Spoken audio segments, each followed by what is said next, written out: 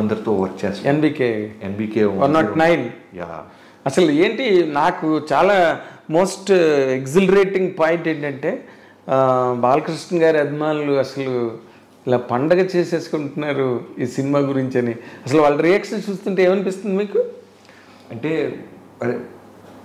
దీని interview take off ముందు మీరే ఒక మాట అన్నారు, అతి చిన్న వయసులోనే చాలామంది బిగ్ స్టార్స్తో చేసే అవకాశం.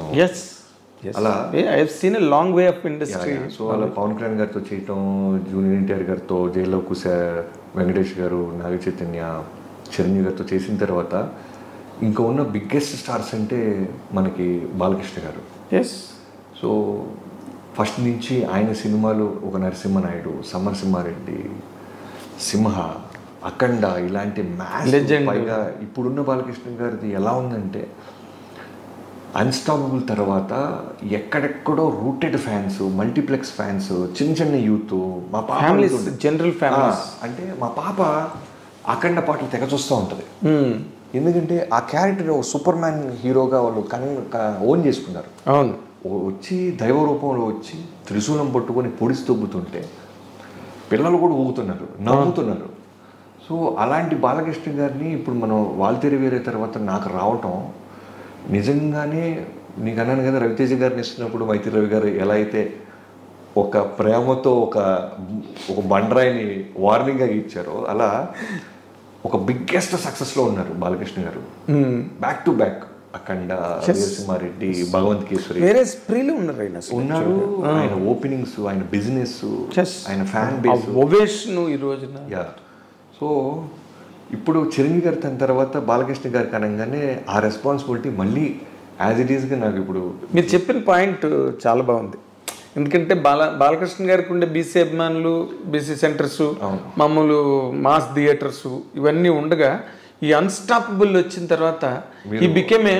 మీరు మంచి మాట అన్నారు. నేను ఈ కథ రాసినప్పుడు నా ఫస్ట్ మేము ఒక వర్త్ లాగా తీసుకుంది ఏంటంటే, ఫస్ట్ లైన్ మేము స్క్రిప్ట్ రాసినప్పుడు బాలకృష్ణ గారితో project take off before, Balakrishna గారికి ఉండే మ్యాసివ్ బీసీ సెంట్రల్ అభిమానులు ఓట్ బ్యాంక్ లాగా fan base as it is ఉంటుంది. మాస్ థియేటర్స్ బాబీ తీసినా ఇంకా ఎవరు తీసినా ఆ ఫ్యాన్ బేస్ వస్తుంది. అది బ్యాంక్, అది బ్యాంక్.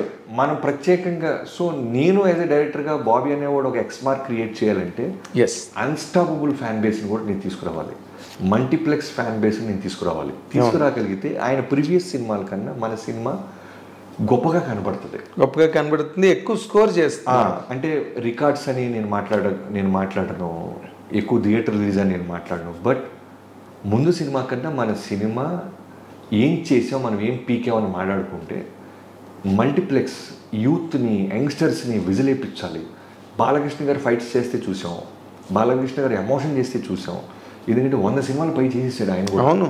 సో కత్తి మీద సాము చిరంజీవి గారితో బాలకృష్ణ గారితో చేయటం అనేది కత్తి మీద సాము. ఎందుకంటే అన్ని అవతారాలు చూసేసారు ఫ్యాన్స్. అవును, కొత్తగా నేను కథ చెప్పలేను. అవును, ఓన్లీ థింగ్ ఏంటంటే వాళ్ళకున్న క్వాలిటీస్ అన్నీ ఉంచుతూ బాబీ అనేవాడు ఇది కూడా చూపించాడు అనేది నేను ఏం చేయగలను అనేది హోంవర్క్ ఎక్కువ చేసాం. ఇది కూడా ఆల్మోస్ట్ మేము ఫిబ్రవరి ఎండింగ్ నుంచి మొదలెడితే మొన్న మేము స్టార్ట్ చేసేదాకా ఆల్మోస్ట్ 8 నెలల కష్టం మాది. ప్రతిరోజు వర్క్ చేస్తూనే ఉన్నాం.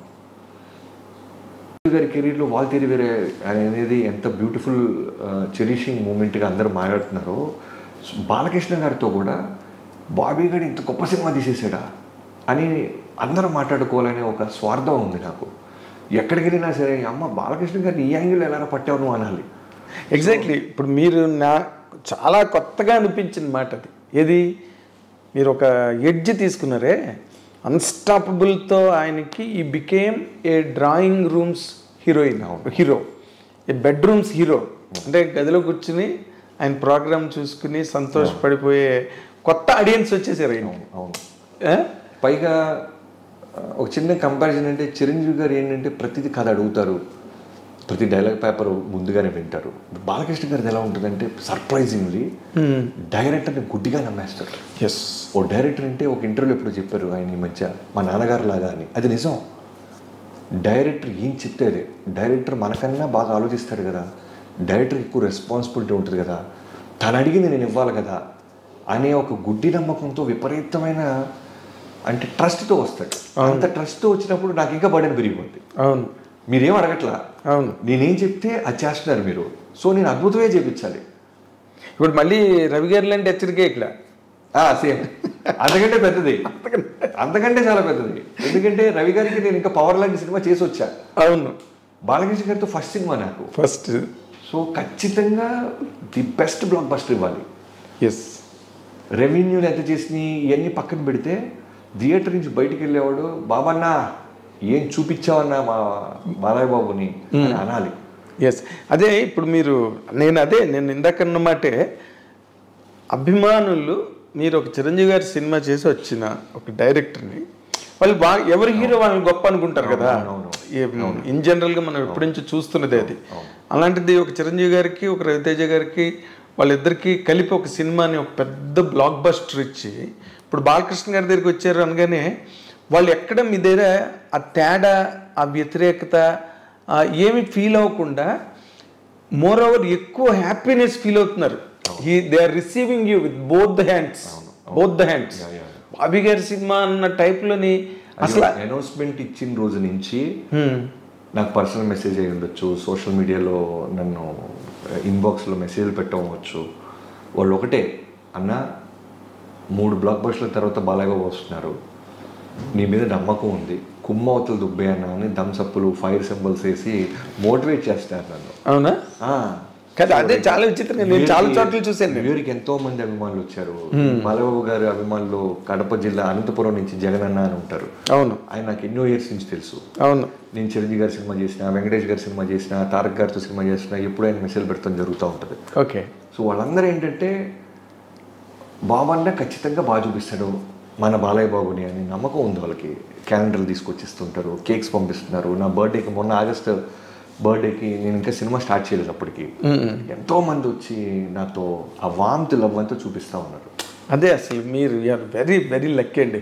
ఆ విషయంలో నేను గుంటూరు నుంచి వచ్చిన కుర్రోడుగా డైరెక్టర్ అయిన తర్వాత నేను ఇండస్ట్రీలో గమనించిన ఒక మాట ఫ్యాన్స్కి మాత్రం నేను ఖచ్చితంగా చెప్పాలనుకుంటుంది ఏంటంటే, మనం రకరకాలు అనుకుంటాం, ఈ హీరో ఆ హీరో, అది వేరు ఇది వేరు, ఆ గ్రూప్ వేరు ఈ గ్రూప్ వేరు, ఈ క్యాంప్ వేరు అని. నా సినిమా పూజ రోజు బాలయ్యబాబు గారితో బర్త్డే రోజు జూన్ 10th స్టార్ట్ చేస్తే ఫోన్ చేసి చిరంజీవి గారు, తమ్ముడు all the best for Balayyababu గారి సినిమా, వాల్తేరు వేరే కన్నా చాలా విజయవంతం అవ్వాలని మనస్ఫూర్తిగా కోరుకుంటున్నాను, అస్సలు రిలాక్స్ అవ్వద్దు, కష్టపడవద్దు తమ్ముడు అని ఫోన్ పెట్టేశారు. అలానే బాలయ్యబాబు గారితో లాస్ట్ 5 months నుంచి చాలా క్లోజ్ అసోసియేట్ అయ్యి ట్రావెల్ అవుతున్నాను. ఆయన అంతే, ఎప్పుడు టాపిక్ వచ్చినా మా బ్రదర్ చిరంజీవి గారు ఆ సినిమా బాగా చేశారు, ఆయన బాగా కష్టపడ్డారు, ఇలానే ఉంటుంది. తెలియని వాళ్ళే కొట్టుకుంటుంటారు, తెలిసిన వాళ్ళు నిజంగా నాకు ఆ ప్రేమ, ఆ ఇద్దరి పట్ల ఆ రెస్పెక్ట్ ఇచ్చుకోవటం, ఇవన్నీ ఉంటాయి. అదే ఇప్పుడు మీరు ఒక రకంగా అదృష్టవంతులు డైరెక్టర్లు అవడం వల్ల. ఎందుకంటే ఇక్కడ ఆ క్యాంపులో పనిచేసి ఈ క్యాంపు వీళ్ళ గురించి వాళ్ళు ఏమనుకుంటున్నారు, వాళ్ళ గురించి వీళ్ళు అని మీరు ప్రత్యక్షంగా చూడగలి. అక్కడ అవేం ఉండవు. విపరీతమైన మెచ్యూరిటీ లేకపోతే ఏ హీరో స్టార్ హీరో అవ్వలేడు. వాళ్ళకి ఎంతో ఆలోచన శక్తి ఉంటుంది. వాళ్ళు చిన్నగా ఆలోచించరు, చిన్న మాటలకి చిన్న బురద వేసుకోవడానికి అక్కడ ఆగిపోరు వాళ్ళు. ఇంత ఫ్యాన్ బేస్ ఉంటుందంటే ఒక్కొక్కడికి ఒక్కడి కష్టాన్ని ఇంకోటి అర్థం చేసుకుంటారు, ఒకరి పట్ల ఒకరికి రెస్పెక్ట్ ఉంటుంది, అవన్నీ ఉంటాయి. ఎగ్జాక్ట్లీ. ఈ మోడర్న్ ట్రెండ్స్లో ఇలాంటి మూమెంట్స్ డైరెక్టర్స్గా మీకు వచ్చిన మూమెంట్స్ మాత్రం రియల్లీ ఎగ్జంప్లరీ, రిమార్కబుల్ రియల్లీ. ఎందుకంటే అది మీ అదృష్టం నిజంగా నేను చెప్తున్నా. ఎందుకంటే సమ్టైమ్స్ రిపల్సివ్ ఫీలింగ్స్ ఎట్లా ఉంటాయంటే అన్కంట్రోలబుల్ రేంజ్లో ఉంటాయి. అదృష్టం అన్నప్పుడు నేను అగ్రీ చేస్తాను, కానీ బట్ ఒక్క విషయం, అదృష్టంతో పాటు ఖచ్చితంగా మీ అందరికి తెలిసిందే విపరీతమైన కష్టం ఉంటుంది సార్ ఈ సక్సెస్గా బిఫోర్. ఎగ్జాక్ట్లీ. ఎందుకంటే ఒక మిడిల్ క్లాస్ ఫ్యామిలీ నుంచి వచ్చాను నేను. అవును. రాగానే జాబ్ దొరికేసి చిన్నగిష్టి గారి దగ్గర పొద్దున్న టిఫిన్ పెట్టేవాళ్ళు, మధ్యాహ్నం వర్క్ ఉంటే భోజనం పెట్టేవాళ్ళు. కొన్ని రోజులు నైట్ ఫుడ్కి బయటికి వెళ్ళి తినాలి మనం. అప్పటికి శాలరీ పొజిషన్కి వెళ్ళలేదు నేను. ఇంట్లో డబ్బులు అడిగితే ప్యానిక్ అవుతారు, ఏంటి పాపం ఇంకా సెటిల్ అవ్వలేదా వీడు, డబ్బులు పంపిస్తుంటే అని. ఇంకా ఆ థాట్ ఇవ్వకూడదు. నేను డబ్బులు ఇంట్లో తీసుకోకుండా నేను గెలవాలి అనేది మొండిగా ఫిక్స్ అయిపోయాను. సో అడగలేము ఇంట్లో, ఎవరి దగ్గరికి వెళ్ళి చేయి చాపలేము, సెల్ఫ్ రెస్పెక్ట్ ఉంటుంది. ఎస్పెషల్లీ మిడిల్ క్లాస్ మనలాంటి బ్యాచ్కి ఎక్కువ వస్తుంది. సో నైట్ నాకు మందు అలవాటు లేకపోవటం వల్ల మిగతా రైటర్స్ని పిలిచినట్టు నన్ను పిలిచేవాళ్ళు కాదు, ఊరికి బిత్త చూపులు చూస్తూ ఉండేవాడిని. అందుకని వెళ్ళిపోరా అనేవాళ్ళు. సో నైట్ ఫుడ్ ఉండేది కాదు. అప్పుడు ఏం చేసేవాడు అంటే మా అమ్మ ఎప్పుడో చిన్న రైస్ కుక్కర్ ఒకటి ఇచ్చారు. ఎప్పుడైనా సరే నువ్వు ఉంటే కర్రీస్ అన్నీ నీకు వస్తుంటాయి కాబట్టి రైస్ పెట్టుకోరా అని. నాకు అప్పటిదాకా రైస్ ఎలా పెట్టాలో తెలియదు. మా అమ్మగారు చూపించారు. హాఫ్ గ్లాస్ బియ్యానికి నేను తినే తిండికి హాఫ్ గ్లాస్ బియ్యం, 2 గ్లాసులు వాటర్ పోసి కుక్కర్ ఆన్ చేస్తే 1/2 గంట 20 నిమిషాల్లో రైస్ అయిపోద్ది. సో ఆవకాయ జాడి ఇచ్చారు. లేదా మన కర్రీస్ అన్నీ ఇస్తుంటారు అక్కడి నుంచి ఇక్కడి నుంచి అని చెప్పేవాడిని. సో 3 రూపాయలు పెడితే పక్కన బంజారాస్ రోడ్ నెంబర్ 7లో పెరుగు అమ్మేవాళ్ళు. చాలా మంత్స్ ఆవకాయ అన్నం 3 రూపాయలు పెరుగు, ఇదే నా ఫుడ్. చాలా మంత్స్ ఆవకాయ అన్నం పెరుగు అన్నం వేసుకుని తినేస్తే అయిపోయేది. ఎప్పుడైనా పొరపాటు ఆ 3 రూపాయలు మిల్చుకోవడానికి, ఎందుకంటే ఎగ్ ఫ్రైడ్ రైస్ అంటే నాకు చాలా ఇష్టం. ఓకే. అప్పుడు ఈ జీవీకే కట్ల ఫారెస్ట్ లాగా ఉండేది. అక్కడ ఫ్రైడ్ రైస్ బండి ఇప్పటికీ ఉంది. వాడి దగ్గరికి వెళ్తే 18 రూపాయలు ఎగ్ ఫ్రైడ్ రైస్, 22 రూపాయలు చికెన్ ఫ్రైడ్ రైస్. సో ఈ 3 రూపాయలు పెరిగి దాచి ఎగ్ ఫ్రైడ్ రైస్ ఆదివారం పూట వెళ్ళి నేను సెలబ్రేట్ చేసుకోవడానికి ఎగ్ ఫ్రైడ్ రైస్ తినేవాడిని. సో ఈ పెరుగు వేసుకుపోవటం వల్ల ఏమైపోయిందంటే ఎప్పుడు అలవాటు లేకపోవటం, పచ్చడాన్ని తినడం వల్ల కడుపు మంట వచ్చేది. అదేలే. ఇవన్నీ కూడా నేను ఎందుకు చెప్తానంటే ఇవన్నీ కూడా మెమరీస్ నేను దాచిపెట్టుకున్నామండి. ఇవి నేను చెప్పాలి. ఏ రోజు నేను సాడ్గా ఫీల్ అవ్వాలా. అదేలే. నాకు మంట అన్నం తినేస్తున్నాం, కారం అన్నం తినేస్తున్నాం, అయ్యో నేను పెయిన్ ఫీల్ అవుతున్నాను, ఇదేంటి నా లైఫ్ ఇలా అయిపోయింది, నా ఫ్రెండ్స్ అందరూ న్యూజిలాండ్ వెళ్ళారు, నా ఫ్రెండ్స్ అంతా ఐటీ ఎంప్లాయీస్ వెళ్ళారు, నా ఫ్రెండ్స్ ఇలా ఈ గొడవ ఉండేది కాదు.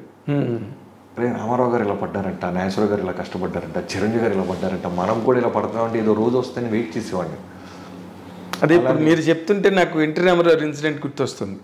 అక్కడెక్కడో మౌంట్ రోడ్లో రూపాయికి ఫుల్ ప్లేట్ నిండా పెడతారు పులిహోర అంటే గుమ్మడి గారిని తీసుకుని నడుచుకుని అంత దూరం వెళ్ళేవారంట 1 రూపాయి కోసం అని చెప్పి. అలానే ఇప్పుడు ఇంత ఖరీదైన బట్టలు వేస్తున్నాను, షూ వేస్తున్నాను, కాస్ట్లీ కార్లు తిరుగుతున్నాను. ఇదే బాబీ 2006, 2007లో కూడా ప్యారడైజ్ దగ్గరికి వెళ్ళి 40 రూపాయలు చొప్పున రోడ్డు మీద చొక్కా కొంటుండే నేను. కథ చెప్పాలంటే ఒక హీరోకి మంచి షర్ట్ ఉండాలి. సో వెళ్తే వాడు 100 రూపాయలకి 2 షర్ట్లు, 100 రూపాయలకి 3 షర్ట్లు పెట్టేవాడు. అవును. అలాంటి షర్టు నేను చాలా కాలం వాడా. 40 రూపీస్కి ప్యారడైజ్ దగ్గర నేను షర్టు కొన్నా. సో ఇవన్నీ పడ్డా. చాలామంది డైరెక్టర్స్ వర్క్ అయిపోయిన తర్వాత పేమెంట్ విషయంలో, క్రెడిట్ విషయంలో మోసం చేసేవాళ్ళు. ఓకే. ఎప్పుడు కంప్లైంట్ చేసేవాళ్ళు కాదు. ఓకే నెక్స్ట్ సినిమా ఇంకో డైరెక్టర్ ఎవడో వస్తాడు, ఇంకోటి ఎవడో మనం ఉద్ధరిస్తాడు, ఇలా ట్రావెల్ అవుతూ ఉండేవాడు. సో ఇలాంటి ఎన్నో పెయిన్ఫుల్ మూమెంట్స్ ఉన్నాయి. ఇవన్నీ 11 ఏళ్ళు పడ్డ తర్వాత వచ్చింది నా లైఫ్కి. 11 years is a long journey. ప్రేమించి పెళ్లి చేసుకున్నాను అమ్మాయిని. ఎవరు కానీ నాకు ఇప్పుడు ఇందులో $1 million డౌట్ క్వశ్చన్ అంట్లా. $1 million అసలు మిమ్మల్ని ఏం చూసి ప్రేమించారండి? నేను ఇప్పుడు ప్రేమించడానికి ఒక కార్యమే ఉండాలి, ఏ క్వాలిటీ లేవు మనకి, అసలు ఏమీ లేదు మీకు. అది నిజంగానే లైఫ్లో చాలా థింగ్స్ రాసి ఉండాలండి. ఎస్. అంటే మనం పెళ్లి చేసుకుపోయే అమ్మాయి అనేది రాసి ఉంటాం అనేది ఖచ్చితంగా రాసి ఉంటే తప్ప మన లైఫ్లో రారంటానికి బెస్ట్ ఎగ్జాంపుల్ నేనే. ఎగ్జాక్ట్లీ.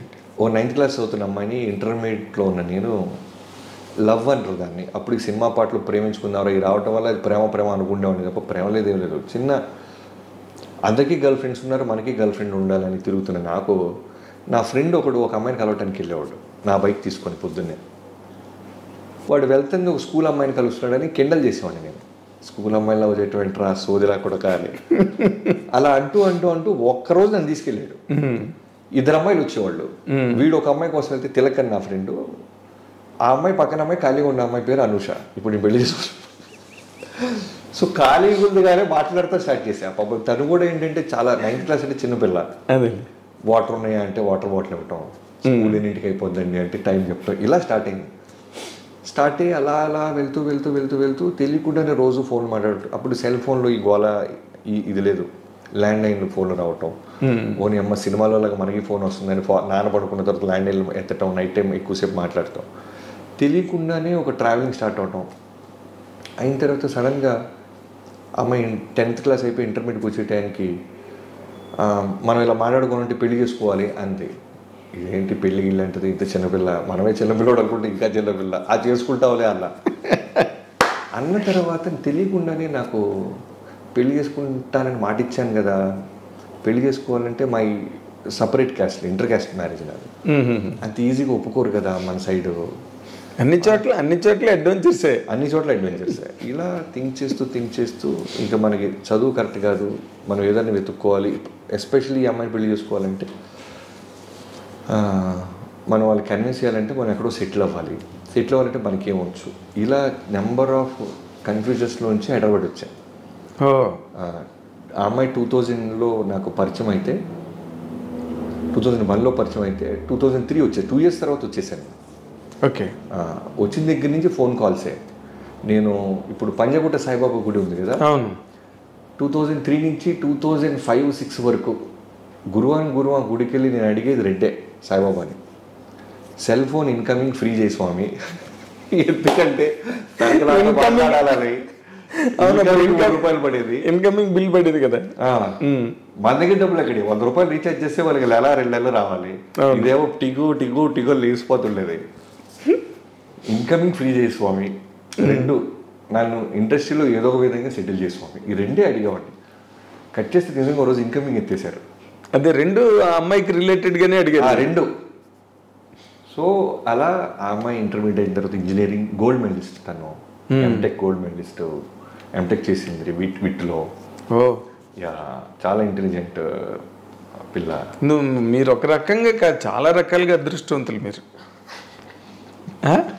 రాగానే పెద్ద హీరోలతో చేసి పెద్ద హిట్లు కొట్టేసి ఒక పక్కన, ఇంకో పక్కనేమో your wife being such a fantastic student, gold medal winner అంటే మాటలు కాదు కదా.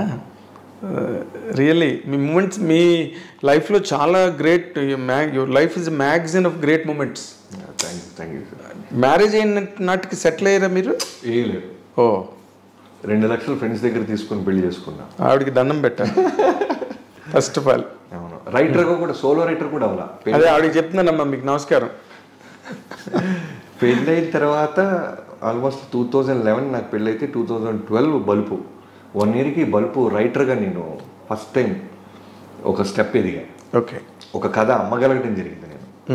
అప్పటిదాకా గోస్ట్ రైటర్గా నెంబర్ ఆఫ్ మంది రైటర్ల దగ్గర పనిచేసేవాడిని. సో అంతలో ఎవరెవరండి మీరు గోస్ట్ రైటర్గా పనిచేసిన వాళ్ళు? నేను చాలా మంది. ఫస్ట్ బేసిక్గా నన్ను చిన్నకృష్ణ గారు, ఆయన నిజంగానే నా ఫస్ట్ గురువు ఆయనే. ఎలా అయితే రవితేజ గారు నా లైఫ్లో ఒక బెస్ట్ సపోర్టర్గా ఉన్నారు, అలానే ఇనీషియల్ టైంలో మీసాలు కూడా లేని ఒకరిని తీసుకొచ్చి కొన్ని రోజులు రైటర్గా పెట్టుకుని తర్వాత ఆయన ఇంట్లో స్థానం ఇచ్చి, వీడు బయట ఉంటే పాపం తిండికి ఇబ్బంది పడతాడని ఆయన గమనించి ఆయన ఇంట్లో పెట్టుకొని ఆయన దగ్గర అన్నీ చేసేవాడిని. పొద్దున్న 5ంటికి లెగవాలి. ఆయన వెరీ వెల్ డిసిప్లైన్డ్ ప్రిన్సిపల్స్ ఉంటాయి. జై శ్రీమన్నారాయణ 7ంటికి సిట్టింగ్ స్టార్ట్ అవ్వాలి. సో ఇలా ఆయన దగ్గర 2 years చేశాను. ఆ తర్వాత అసిస్టెంట్ ఎడిటర్గా అవుదామని పొలిటికల్ రోడ్కి ఆంజనేయ గారి దగ్గర జాయిన్ అయిన టైంలో పరచూర్ బ్రదర్స్తో, వెంకటేశ్వర గారితో బాగా విపరీతమైన ట్రావెలింగ్ జరిగింది. ఆయన దగ్గర చాలా వర్క్, సిట్టింగ్స్ ఆయన బాగా ఎంకరేజ్ చేస్తారు, చేస్తారు. పైగా one of the top most writer కదా, ఇప్పుడు సెలబ్రేటెడ్ రైటర్స్ కదా, రూలింగ్ ది రూల్స్. తర్వాత ఎంఎస్ రాజు గారి దగ్గర వర్క్ చేసాం. తర్వాత దిల్రాజ్ గారి దగ్గర జర్నీ స్టార్ట్ అయింది. అలాంటి టైంలోనే కోన వెంకట గారు దగ్గర శిష్యరికం జాయిన్ అయ్యాను. ఆయన దగ్గరే ఎక్కువ నేను ప్రపంచాన్ని చూసింది కోన గారి దగ్గర. కోన వెంకట గారి దగ్గరగా చూశాను ఇండస్ట్రీ సెలబ్రిటీస్ని. ఆయన కూడా చాలా పెద్ద అనుభవాల కోన. అవును.